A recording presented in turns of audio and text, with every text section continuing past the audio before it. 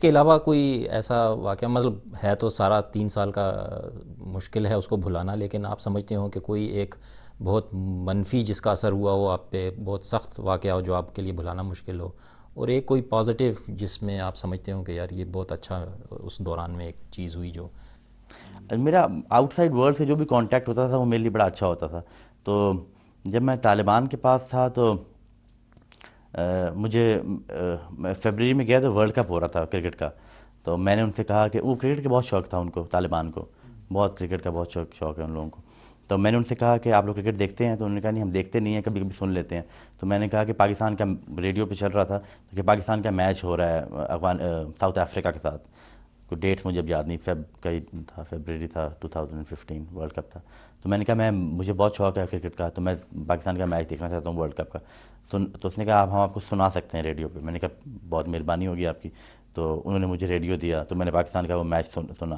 لیکن وہ کنڈیشن ایسی تھی کہ اندر سگنلز نہیں آتے تھے اس کے میچ کے. تو وہ مجھے باہر جانا پڑا، باہر برف باری ہو رہی تھی. تو میں نے کہا کہ مجھے روک رہے تھے کہ آپ باہر مت جائیں، آپ تو باہر تو برف باری ہو رہی ہے. تو میں نے کہا نہیں میں تو میچ تو سننا چاہتا ہوں. تو میں نے ایک وہ لیا اپنا سلیپنگ بیگ اور میں باہر ہی تھوڑا سا گھر سے باہر ہی کونے پہ بیٹھ گیا جہاں سگنلز آ رہے تھے. تو وہاں پہ میں نے دن کو وہ میچ سنا پاکستان کا. پھر آپ کو یہ شوال کے علاقے سے پھر افغانستان کب لے کے گئے؟ 29 فیبرری 2016 کو پاکستان فوج نے دتا خیل کے علاقے پہ پیش قدمی شروع کر دی. اور تو وہ مجھے لے کر، خالد بھی ساتھ تھا، اور وہ مجھے لے کے افغانستان چلے گئے. تو یہ اس دوران ڈرون بھی وہاں چل رہے ہوں گے، پاکستانی فضائیہ بھی وہاں حملے کر رہی تھی، تو وہ کیا حالات ہوتے تھے، کس طرح اپنے آپ کو وہ محفوظ رکھتے تھے؟ تو وار زون تھا جی، بہت سخت حالات تھے وہاں پہ، بہت سخت بمباری ہوتی تھی. پاکستان ٹینکس بھی فائر کرتے تھے، مارٹرز بھی فائر کرتے تھے، اور جیٹ اسٹرائک سب بہت ہوتی تھیں جیٹ اسٹرائک. تو یہ کیسے طالبان کیسے پھر آپ کو بھی محفوظ رکھتے تھے، اپنے آپ کو بھی محفوظ ہم لوگ رکھتے بھاگ جاتے تھے باہر، آسمان کے نیچے بیٹھ جاتے تھے. لیکن ڈرونز بھی تھے وہاں پر. تو میں نے جیسے آپ کو بتایا ڈرون اسٹرائک ہوئی تھی 5 جنوری کو، جس میں وہ ہلاک ہو گئے امریکن فارنرز سے. تو میں بہت قریب تھا اس کے، اباؤٹ 100 یارڈس قریب ہی میں رہ رہا تھا.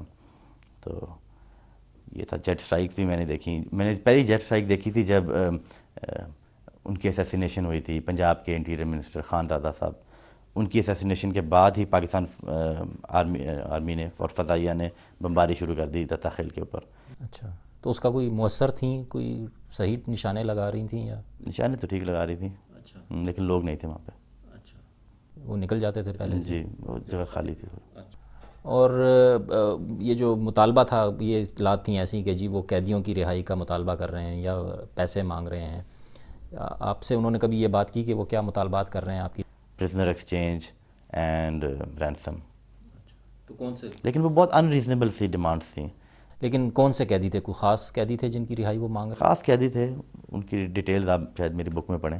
اچھا اچھا اچھا، یہ بتائیں کہ اور رقم کا مطالبہ بھی جی رقم کا کتنی مطالبہ تھا. رقم مانگ رہے تھے؟ اس پہ کوئی بارگیننگ بھی سنا تھا ہو رہی تھی آپ کے رقم والد صاحب کے ساتھ؟ اصل میں رقم ان کو، جو میں نے فیل کیا ہے کہ ان کو پیسوں کا اتنا پرابلم نہیں ہے، اسپیشلی القاعدہ. طالبان تو ہوتا تو پیسوں کی پہ آ جاتے وہ، لیکن القاعدہ کو پیسوں کا پرابلم نہیں ہے. وہ بہت سیریس تھے اپنے پرزنرز کے لیے. اچھا، اب اس آخری دن کی طرف آتے ہیں. بہت سی تفصیل ہے، لمبا سفر ہے آپ کا، ہر اس پہ بات نہیں ہو سکتی، لیکن جس دن آپ کی رہائی ہوئی یہ وہ واقعہ کیسے ہوا اور شروع کیسے ہوا؟ اور 9 مئی ہی تھا، اور اتفاق سے، اور میرے 3 سال مکمل ہو گئے. میں اس دن بہت افسردہ تھا. تو لیکن شام کے وقت جو القاعدہ والا بندہ تھا وہ میرے پاس آیا. میں نماز پڑھ رہا تھا مغرب کی. تو اس نے بولا کہ اس کو ٹپ آف ہے کہ آج ریڈ ہو جائے گا. تو میں نے اس کو کہا کہ کیسے ریڈ ہوگا، میں نہیں مانتا آج ریڈ ہوگا. تو اس نے کہا نہیں آج ہوگا ریڈ. تو میں نے بولا چلو ٹھیک ہے. تو اس نے مجھے کہا کہ آپ عشاء پڑھ لیں اور عشاء کے بعد ہم نے نکلنا ہے. تو میں نے کہا ٹھیک ہے. عشاء کے بعد پھر وہ مجھے لے کر نکل گئے باہر. انہوں نے کہا ہم نے یہ جگہ چھوڑنی ہے، کمپاؤنڈ چھوڑنا ہے، کمپاؤنڈ پہ ریڈ ہوگا. میں نے کہا ٹھیک ہے. تو ہم نکل گئے. اب جس 3-4 گھنٹے کا سفر ہم نے طے کیا تو مجھے اندازہ تھا کہ ہم پاکستان کی طرف جا رہے ہیں. تو وہ میرے آگے تھے تقریباً 15 گز 15 یارڈس کا فرق تھا میرا اور ان کا. تو اتنے میں آواز آئی ہیلی کاپٹرس کی. تو اس نے مجھے چیخ کے بولا کہ آپ لیٹ جاؤ. میں لیٹ گیا. تو جیسے میں لیٹا تو ایک لائٹ فلیش ہوئی ان کے اوپر. تو اس نے مجھے کہا کہ بھاگو. تو وہ ایک اسپلٹ ڈیسیجن تھا میرا کہ میں ان کے ساتھ نہ بھاگوں اور دوسری طرف بھاگوں. وہ رائٹ بھاگے, میں لیفٹ بھاگا, لیکن میں اتنا بھاگ نہیں سکا. لیکن وہ فیصلہ بہت میرا اچھا تھا الحمدللہ, اس لیے میں آج ادھر بیٹھا ہوں. لائف سیونگ ڈیسیجن تھی. Life saving decision exactly. تو پھر وہ کیسے مارے گئے, ان کو کیسے مارا؟ تو جیسے ہی میں گر گیا تو مجھے فائرنگ کی آواز آئی. بہت کم فائر ہوئے, شاید 4 یا 5.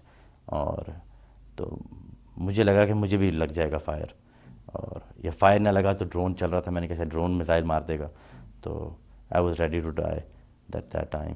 لیکن پھر مجھے ایک آواز آئی پشتوں میں پہلے آواز آئی کہ تو میں نے اس کو انگلش کہا, چیخ کے بولا. میں نے کہا انگلش. تو میں نے غور سے جب اس کو دیکھا تو وہ ایک سولجر تھا امریکن. تو اس نے پھر میں نے اپنے آپ کو انٹروڈیوس کیا فوراً ہی. میں نے کہا میرا نام علی حیدر گیلانی ہے, میں یوسف رضا گیلانی کا بیٹا ہوں, اور میں کڈنیپ تھا, القاعدہ کے ساتھ تھا. تو انہوں نے کنفرم کیا اپنی اتھارٹیز سے, اور پھر میری جو پیچھے سے وہ روپ سے جس سے باندھا ہوا تھا میرے ہاتھ وہ کھولے, مجھے میری شرٹ واپس کی, اور بڑی کٹیس طریقے سے مجھے کہا mister Gilani you going home. آخری سوال میرا آپ کے مستقبل کے بارے میں. کیا ایک تو آپ نے بتایا کہ کتاب لکھنا چاہ رہے ہیں, لیکن اس کے علاوہ کیا ارادے ہیں؟ اس کے علاوہ میں بس زندہ رہنا چاہتا ہوں فی الحال. اپنی زندگی کا ہر دن زندہ رہنا چاہتا ہوں, اور جو میں نے مس کی ہیں چیزیں اپنے بیٹے کے ساتھ, اپنی فیملی کے ساتھ, میں وہ کرنا چاہتا ہوں. ان کو ٹائم دینا چاہتا ہوں, ان کے ساتھ رہنا چاہتا ہوں.